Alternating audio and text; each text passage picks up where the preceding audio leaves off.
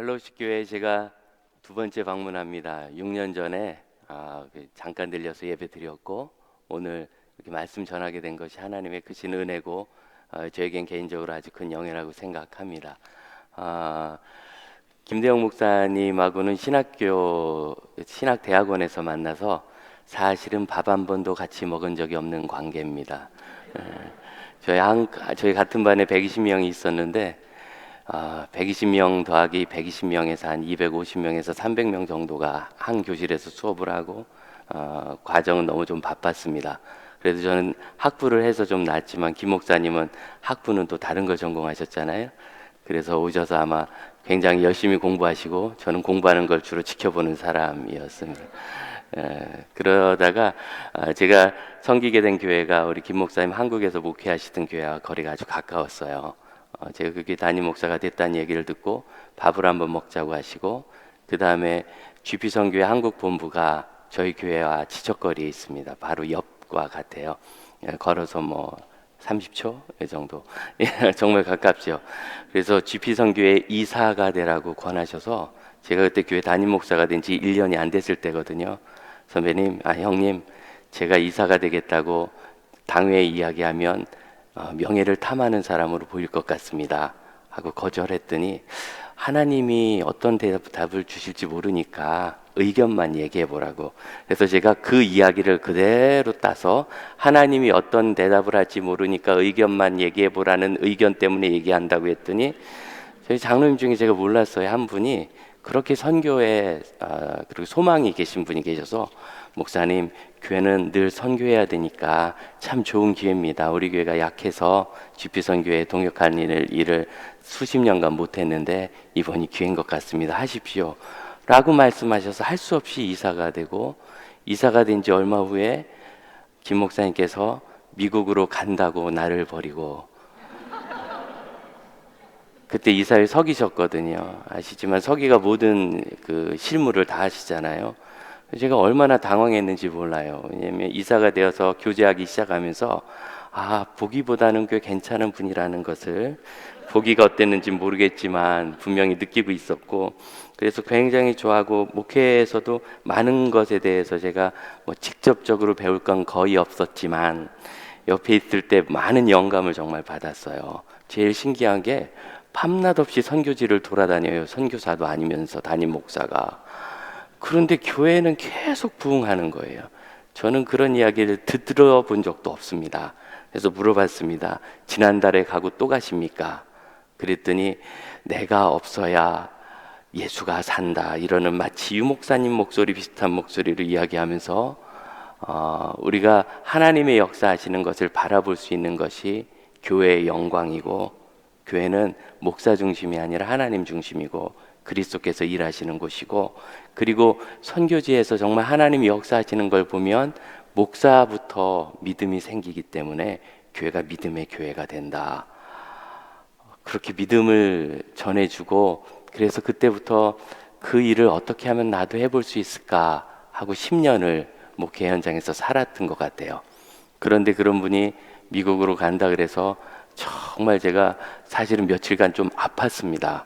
물론 저희가 뭐 스페셜한 관계는 아닙니다. 그냥 친한 선배님인데, 그리고 나도 미국 가서 개척을 해볼까 이 생각을 했었어요. 이제 그 정도로. 그래 물었어요. 왜 가시려 하십니까? 그랬더니 한 3가지 정도 하나님 주신 사인과 특별한 인도하심에 관해서 말씀하시고, 저도 동의하고, 제일 황당한 것은 김 목사님이 여기 오시는 바람에 제가 이사가 된 지 6개월 만에 이사회에 서기가 됐다는 아주 끔찍한, 지난달까지 서기를 하다가 이제 왔습니다. 그래서 이제 그런 인연으로 이렇게 와서 뵙고, 그때도 우리 펠로십의 우리 채플은 늘 우리 마음을 경건하게 하는 것 같아요. 참 경건했고, 지난 금요일날 기도하면서 참 감사했고, 오늘도 제가 주차장에 이 미국의 초보 운전자가 지인이 준 차를 가지고 왔는데 맞은편에서 차 한 대가 와서, 사실은 제가 먼저 파킹하면 되는데 그래도 제가 목사잖아요.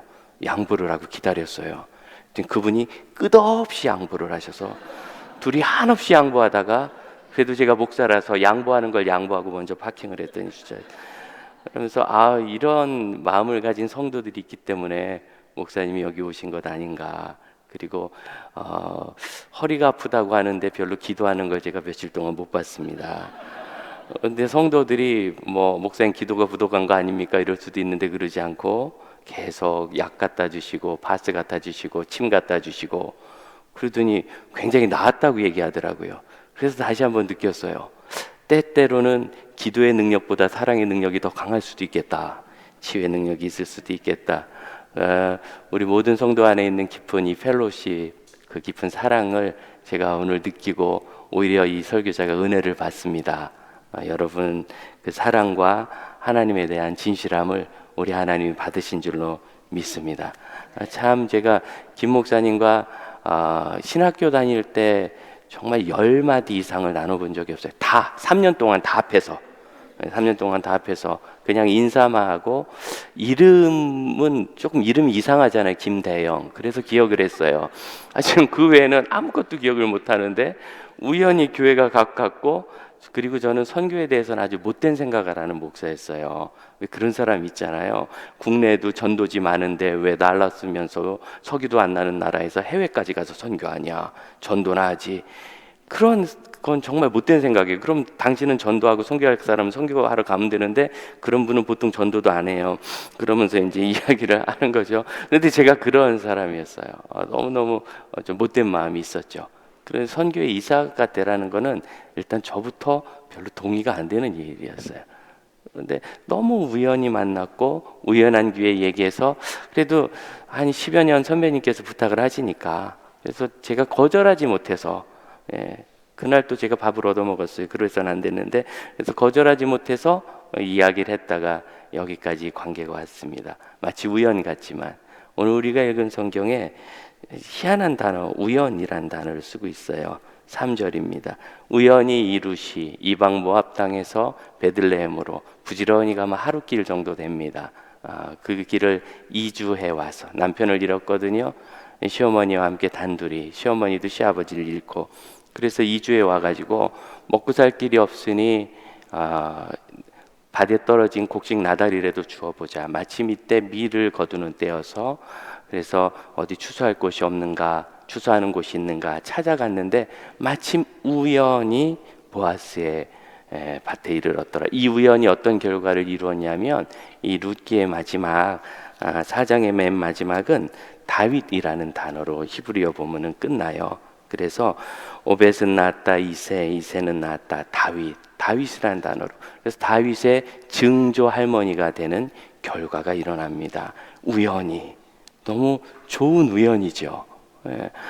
이 우연이란 단어를 우리가 어떻게 사용해야 될까 하는 고민을 해요. 한국말로 우연이라는 이 느낌이 정말 아무 공로도 없고 가치도 없고 관심도 없고 그냥 생긴 일이라는 그런 의미거든요. 그래서 사실 히브리어로도 그렇습니다. 미크레라는 이 단어 오늘 김유한 교수님이 계실 줄 알았으면 신약 본문을 제가 선택했을 텐데 굉장히 잘못했다고 생각하면서 교수님 사실 제가 교수님께 히브리어를 배워서 1학기에 D를 받았습니다.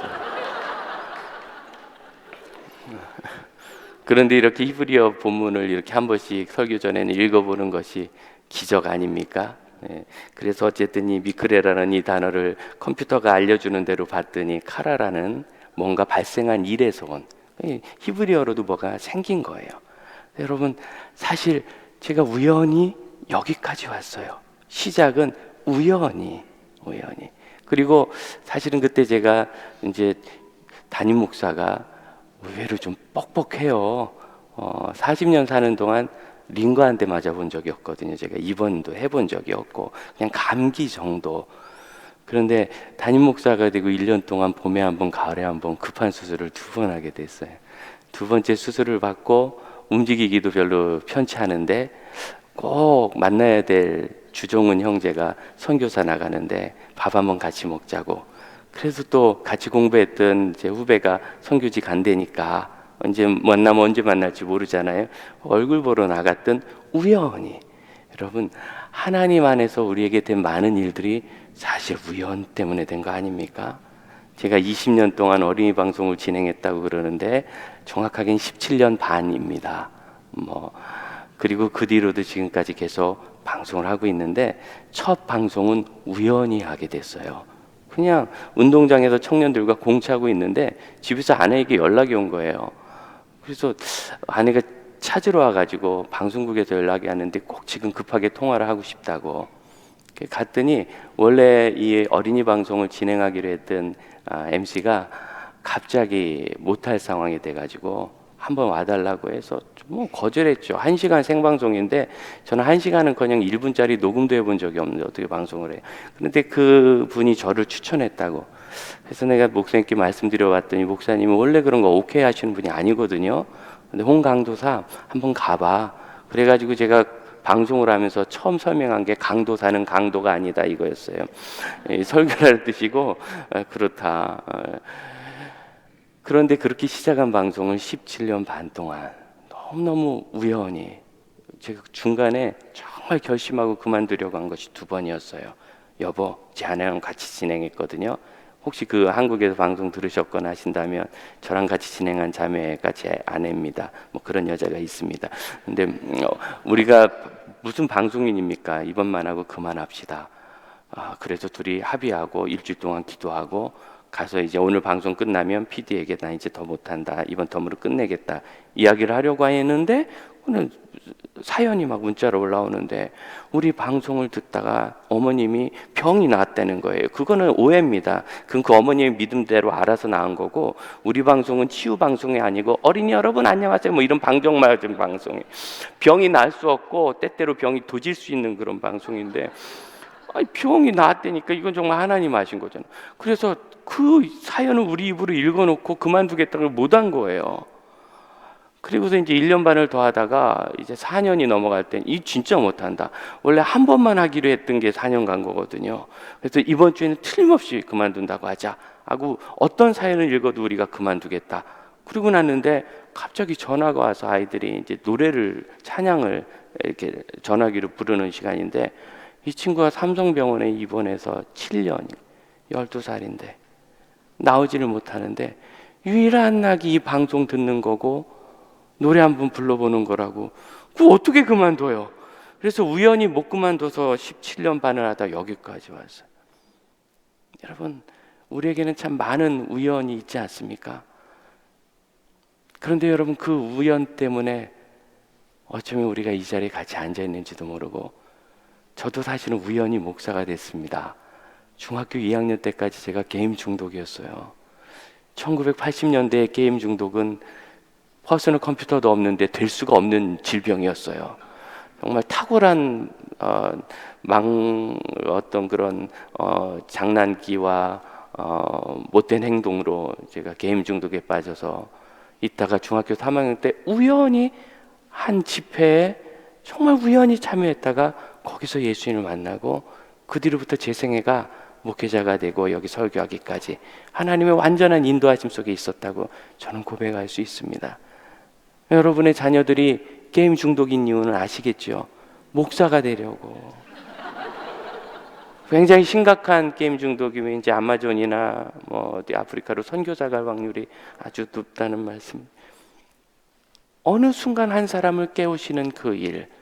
여러분, 이 이방 여인 룻은 예수님의 조상 계보는커녕 유대인 그룹에도 끼지 못할 지방인이에요.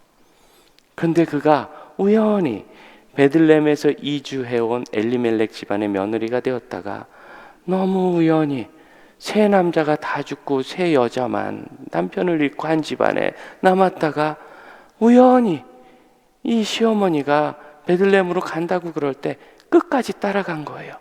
사실은 따라가지 않고 젊은 여자이기 때문에 새 남자를 만날 길을 찾아야 되는데 내가 어머니의 하나님과 어머니의 백성에게로 저도 가겠습니다. 그 고백이 어디서 나왔는지는 성경이 알려주지 않지만 이것도 하나의 우연 아니겠습니까? 그리고 그들이 베들레헴에 정착했고 그리고 우연히 보아스 훗날 자기의 남편이 될 남자의 밭에서 이삭을 주게 된 겁니다. 이 본문에는 두 가지 율법이 들어있어요. 하나는 곡식을 떨 때 레위기 19장에 바닥에 떨어진 것은 줍지 말아라. 가난한 사람들이 가져갈 수 있도록. 모퉁이에 낫이 잘 닿지 않는 것은 억지로 뜯지 말아라. 가난한 사람이 가져갈 수 있도록. 그 곡식을 주우면 얼만큼 주울 수 있는가? 저는 정말 촌놈입니다. 제가 고등학교 3학년 때까지 뱀 잡고 소 끌고 다니고 불 떼서 밥해 먹었어요. 제가 안 그렇게 생겼다고 그러죠? 하나님 살아계세요. 어쨌든 그래. 저 정말 완전히 촌놈이고, 예, 서울에는 그 총신대학교 신학교 원서 쓰러 가는 게 처음 온 거예요, 서울을. 그런 촌놈인데 어렸을 때 그 벼를 베고 나면은 다 털어서 말리고 시간이 좀 남아요. 농한기라고 하죠. 여유 있을 때가 오는데 그때 되면 한 열흘 정도 부모님을 따라서 정말 곡식을 주었습니다. 이것도 그때는 뭐 중요했다고 생각했으니까. 제 어린 제가 하루 종일 정말 꾀 안 부리고 주었을 때 대박으로 한 3분의 1도 못 되게 준 것 같아요. 한 대박이 한 2리터 정도 돼, 1.8리터. 그러니까 정말 그 500cc 물병 하나 정도 채울 정도밖에 못 주었어요. 저희 어머니는 정말 열심히 주셨어요. 저희 어머니는 한 대박 정도를 주셨어요. 한 2리터 정도를. 그런데 그것이라도 해서 가난한 사람이 굶지 않도록 하나님이 주신 은혜의 율법이 여기 있고요. 또 하나는 그가 가난해서 밭을 다 팔아버렸을 때는 레위기 24장에 그 밭을 되사갈 수 있는 기회를 반드시 주도록. 왜? 이 땅은 개인에게 하나님께서 맡겨주신 유산이거든요. 유업이에요.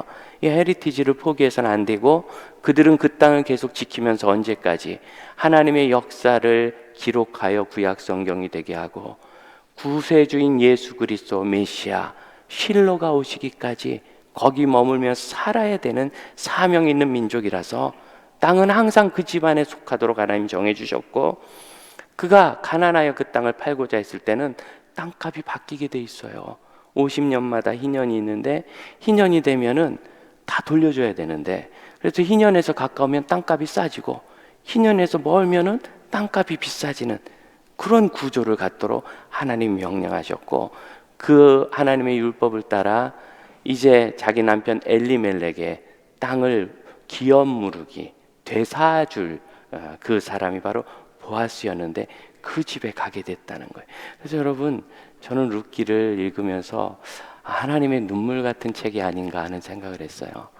우리 자신의 삶에 있는 여러 가지 우연같이 온 고통이나 또는 후회할 수 있는 결정도 있잖아요. 아침마다 하시는 거, 내가 이 남자를 왜 만났을까를 포함하여 아이들을 보고 내가 쟤를 왜 낳았을까? 그랬더니 이 아이가 엄마 왜 나를 이렇게 낳았어? 엄마가 너도 가서 낳아봐라, 네 맘대로 되나? 실제로 제가 담당하는 청년 중에 어떤 아이들은 결혼을 안 하는 이유가 자기 같은 아이를 낳을까 봐도 있었어요. 너무 끔찍한 일이죠. 그런데 여러분, 자녀를 골라 낳는 부모가 어디 있어요? 낳고 보니까 걔고. 부모를 선택할 수 있다면 그 부모 저 선택 안 했을 거예요. 저희 아버지는 알코올 중독이었거든요. 그 시골에 술가게도 없는데 알코올 중독에 빠지는 탁월한 재주가 있으셔.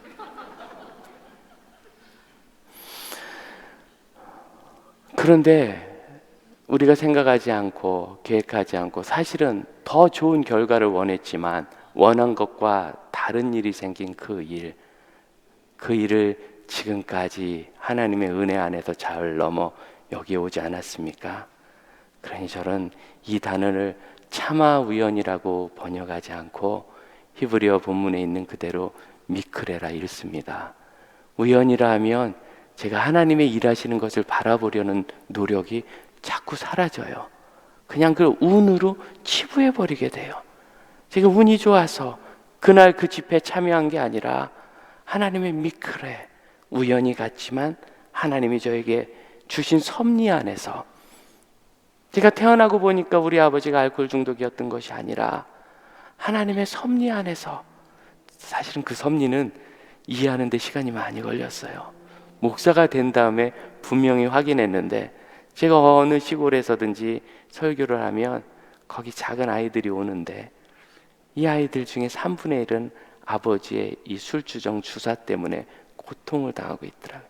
시골 사람들은 그때나 지금이나 시간만 나면 술을 그렇게 많이 마신대요. 그래서 아이들이 너무 자아감이 안 좋은데, 우리 아버지는 알코올 중독이었고 그 일 때문에 이혼을 했고 알코올 중독에 빠져서 나를 버려서 내가 2주 이상 집에 혼자 버림받아 있었다. 그렇지만 괜찮다. 그때는 너무 힘들었지만 하나님을 만나고 났더니 내가 이렇게 목사님이 되지 않았니? 라고 얘기했을 때 많은 아이들이 회복을 받아요. 사실은 설교한 것보다 우리 아버지 알코올 중독이었던 것에 더 은혜를 받는 것 같아요. 그래서 저희 아버지가 우연히 제가 예수 만난 다음에 너와 내 집이 구원을 얻으리라는 이 약속을 아주 단순하고 바보 같고 무식하게 그대로 믿어서 늘 하나님께 들이밀었어요.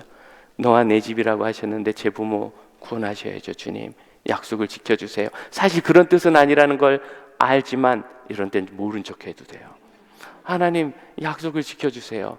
그랬더니 18년 만에 저희 아버님이 교회 나가시고 18년 반 만에 저희 어머니 교회 나가셔서 두 분 다 집사가 되셔서 저희 아버님이 천국 가셨는데, 그 돌아가신 다음에 결국은 그 술이 문제가 돼서 돌아가셨어요. 돌아가신 다음에 집사 홍익표 써 있는데 제가 눈을 비비고 봤어요. 분명히 대포 홍익표였거든요. 집사 홍익표, 믿기지 않아서 저는 지금도 너무너무 천국에 빨리 가고 싶어요. 저희 아버님이 술을 드시지 않고 아프지 않은 모습으로 있는 것을 빨리 보고 싶어요. 여러분, 우리는 우연 같은 세상 살지만, 여러분, 우연 같은 일이 아니면 우리가 하나님의 은혜를 만나기가 어려워요. 왜냐하면 우리 속에서는 우연의 공식이 아니라, 은혜의 공식이 아니라 이 세상에 있는 합리성의 공식이 머리 안에 들어있어서, 야, 이 아이나 게임 중독이네, 앞으로 큰일 났다. 저 사람은 아내를 존중하지 않네, 저 부분은 어렵겠다. 저 사람은 지금 이만한 병이 들었네, 그럼 이제 끝난 거지. 자동적으로 계산이 돼요. 우리의 계산의 방향을 바꾸시는 하나님은 우리의 계산과 다른 일을 늘 계획하고 계십니다. 여러분, 그것이 마치 우리에게 우연, 미크레 같지만 결코 우연이 아닌 하나님의 뜻이라는 것을 알 수 있습니다. 어떻게 우리가 우연처럼 만난 이 일을 하나님의 미크레, 하나님의 섭리 속에 발생한 일로 만날 수 있을까요?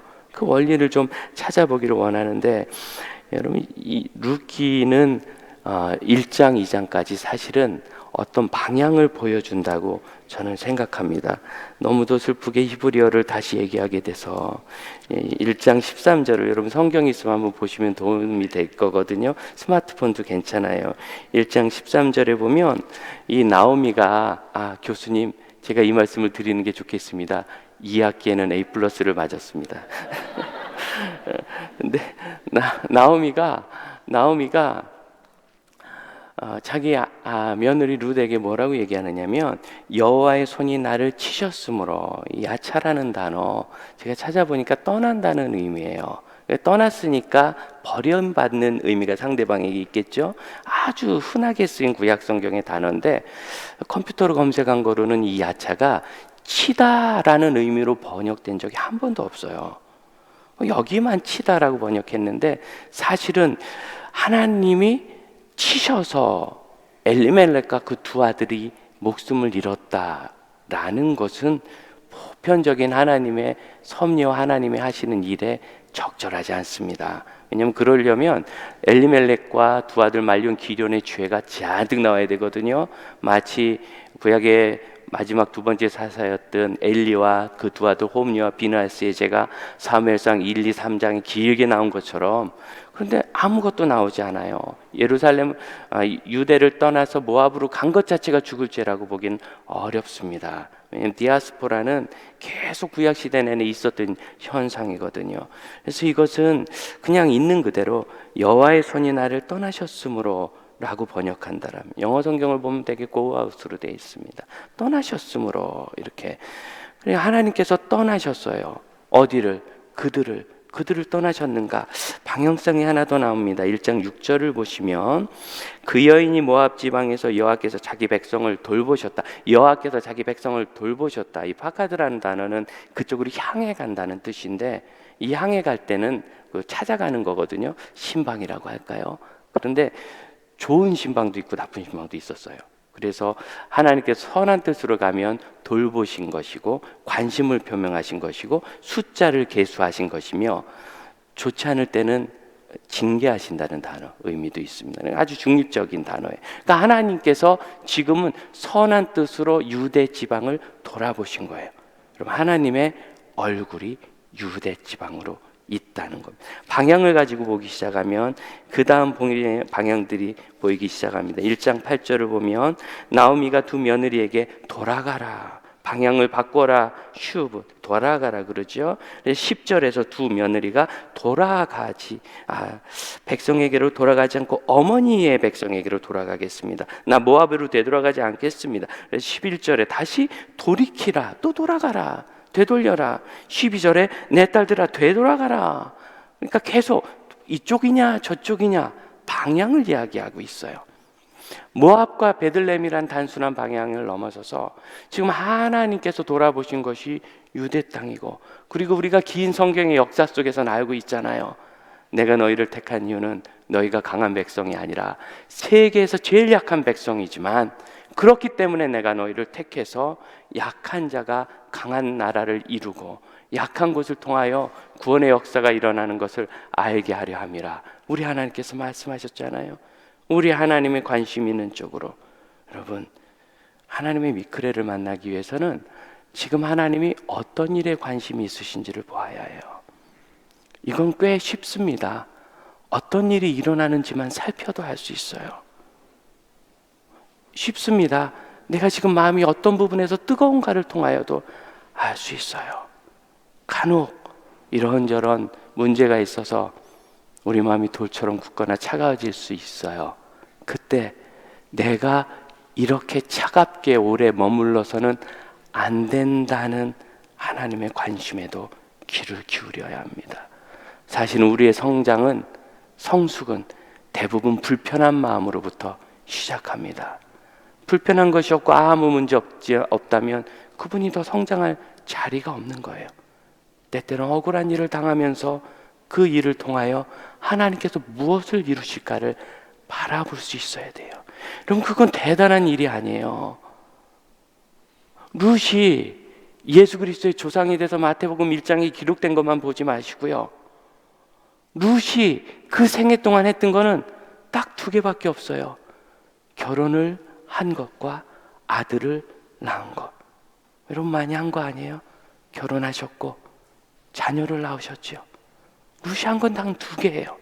하지만 그 별것 아닌 것 같은 두 개의 일을 하나님의 방향으로 가서 하나님께서 관심 있는 쪽에서 했을 때 그것이 하나님 나라의 구원 역사로 포함되었다는 걸 믿으시기를 바랍니다.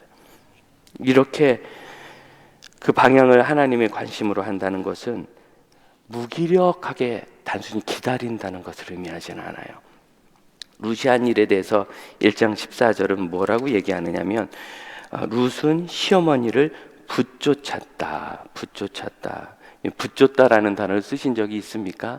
이 단어는 거의 우리나라 역사에 쓰인 적이 없는데요. 저도 하도 이해 안 해서 서치를 해보니까 옛날에 조선시대에 있었던, 죄송합니다, 소학언해라는 책에서 처음 나왔대요. 이 소학은 중국의 예법서인데 그것을 쉬운 한글로 번역한 것이 소학언해입니다. 거기에 누군가 스승이나 지혜로운 사람이 한 말을 그대로 따른다라고 할 때 붙였다라는 단어를 썼대요. 이 히브리어 단어로는 탈싹 달라붙다는 뜻입니다. 어딘가 딸싹 달라붙었어요. 시어머니. 그런데 시어머니에게 달라붙는 것이 사실은 어머니의 백성과 어머니의 하나님에게로 저도 가겠습니다 하는 고백이 되지 않습니까? 여러분, 이 믿음으로 하나님의 미끄레를 만난다는 것은 굉장히 힘써야 되는 일입니다. 왜냐하면 우리는 자꾸 되돌아가게 되거든요. 금요일날 저도 기도하고 제 아내를 끊임없이 사랑하기로 했는데 어제 아내랑 좀 좋지 않았어요. 사실은 붙여쳐야 돼요. 힘써서 더 사랑해야지. 오늘 이 말씀에 하나님이 저는 큰 은혜를 주실 거라고 믿었는데, 이 말씀을 전하기까지 세상에 지난 2주 동안 있었던 힘든 일보다도 훨씬 힘든 일이 한 5가지 줄줄줄줄줄줄 그래서 제가 막 기대가 되기 시작했어요. 오늘 내가 망칠 것 같으면 사단이 그런 짓을 하겠냐? 오늘 하나님이 주신 은혜가 있으니까 그러지 않겠느냐? 그래서 오는 동안 너무너무 마음이 기대가 됐는데, 여러분, 이 기대는 탈싹 하나님께 달라붙을 때 주시는 겁니다. 하나님께 탈싹 달라붙으면 소망이 생겨요. 소망이. 제가 신방 나가는데 어린 저희 딸이 제 다리를 붙잡았습니다. 아빠 못 가요. 그만 가요. 하도 나가니까. 제가 그런다고 제가 안 나가겠어요. 그 대신 나갔다 최대한 빨리 돌아오긴 했습니다. 너무 고마워서 참 고마웠어요. 어린아이니까 아빠가 신방을 가도 붙잡아주는 게 사실은 고맙죠. 그러나 어린이 된 지금은요, 아빠 잘 다녀오세요. 제가 기도할게요. 이렇게 말해요. 어른의 신앙이잖아요. 우리가 하나님 앞에 하나님의 뜻을 발견하며 기도할 때도 똑같아요. 어떤 것은 어린아이 같이 막 붙잡아야 될 게 있어요. 지금 우리 교회도 자매 한 사람이 의사로 시한부 몇 개월을 받고 끝까지 기도하며 투병하고 있는데, 제가 자다가도 눈 뜨면 그 자매 생각을 하고 울고 기도해요. 이런 거는 하나님이 살리실까 데려가실까를 볼 필요가 없어요. 사실 우리는 하나님 앞에 영원한 어린애잖아요. 어린애처럼 아빠 다리 한번 붙잡아 보는 거예요. 아빠, 꼭 저희를 불쌍히 여겨서 사랑하는 우리 이 집사님을 저에게 주세요. 조금만 더, 의사가 얘기한 것보다 딱 10배만 더 남게 해주세요. 의사가 석 달이라고 했는데 석 달에 10번, 아니 석 달에 30번만 해주세요. 석 달에 30번만 해주세요. 그러나 그와 같이 우리에게 있었던, 사실 그 뜻을 알 수 없는 일이 아닌 하나님께서 우리에게 가지고 계신 이 귀한 뜻, 새 계명을 너에게 주노니 너희가 서로 사랑하고, 또한 땅끝까지 이르러 내 증인이 되라 하신 일에 대해서는 너무 명확하지 않습니까? 이제는 어른의 마음으로 여러분 그 사랑의 계명과 선교의 사명을 붙잡을 수 있기를 바랍니다. 그렇게 확신할 수 있는 것은요, 하나님께서 하신다는 것을 믿을 수 있는 우리 중심에서 와요. 여러분, 이 일이 하나님의 뜻인지 정말 확신하는가? 그럼 우리가 붙잡을 수가 없어요. 누가 그걸 확신할 수 있겠어요? 그러나 우리가 확신할 수 있는 거 이거 있어요. 우리 하나님 사랑하잖아요. 교회 아름다움은 진실로 하나님을 사랑하시는 여러분 때문입니다. 하나님을 바라보신 여러분 때문에. 우리가 진실로 하나님을 사랑하고 하나님을 바라보니 우리가 이 믿음으로 소망을 가지고 어떻게 끝까지 갈 수 있죠. 언제까지? 4절을 보면 마침 보아스가 그 타작하는 곳에 나왔다 그랬는데요. 여기에 영어 성경 중에 어떤 건 번역을 했어요. behold를 번역한 것이 있어요. 보라, 그 단어예요 이게. 그리고 보아라, 보아스가 마침 오지 않느냐. 여러분, 그날 보게 될 건데요, 다윗왕이 태어나거나 예수님이 태어나는 걸 우리 생에 보지 못할 수도 있어요. 그게 아니라 우리가 보게 될 것은 내 삶에서 하나님이 역사하시는 한 지점을 볼 거예요. 내가 우연히 예수님을 만났네. 내가 기도하다가 목사가 되는 사명을 받았네. 내가 어쩌다가 장지교회 담임 목사가 됐는데, 어쩌다가 신학교 다닐 때는 대화도 하지 못한 목사님을 가까이서 만나서 어쩌다가 선교단체 이사회가 되고, 어쩌다가 펠로십 교회로 왔는데, 어쩌다가 여기 이렇게 설교를 하게 됐는데, 저는 이 일이 이후에 저와 여러분 한 사람 한 사람의 마음을 통하여 위대한 하나님의 나라를 이루게 될 줄로 믿습니다. 오늘 우리가 끝까지를 보지 않았습니까? 언제까지? 포라하실 그때까지. 우리 귀한 장로님, 권사님 70년을, 너무 아름다운 단어 아니에요? 70년. 아프지도 않으셨나? 어떻게 70년을 하셨을까? 너무 귀합니다. 우리가 끝까지 가서 우리가 볼 것은요, 전 세계가 다 복음화되고 김정은이가 회개하는 일은 아닐지 몰라도 우리가 보게 되는 것은 우리를 통하여 하나님께서 하시는 하나의 작은 사건입니다. 미크레. 오늘 우리 하나님의 때를 만나는 우리 형제 자매들이 되시기를 축복합니다. 함께 기도하겠습니다. 주님, 저희가 어쩌다 보니 여기 왔습니다. 계획한 것이 아닐 수도 있고 그 결정을 후회할 수도 있으며 때때로는 저희가 한 것보다 더 놀라운 일을 하나님이 주셨음도 믿음 가운데 고백합니다. 그러나 주님, 그것이 여기서 끝이 아니라는 것을 저희가 반드시 믿게 하옵소서. 이후로 하나님이 하실 일은 마치 나비 효과처럼 크고 놀랍고 아름다운데 그 하나님께서 하시는 크신 일을 저희가 꼭 볼 수 있게 하여 주옵소서. 저희 중심에 하나님의 마음을 알게 하시고 저희 중심에 하나님의 마음을 깨닫는 것으로 인한 소망을 굳게 하셔서 끝까지 우리 하나님의 얼굴이 향하신 곳을 우리도 보게 하옵소서. 예수님의 이름으로 기도합니다.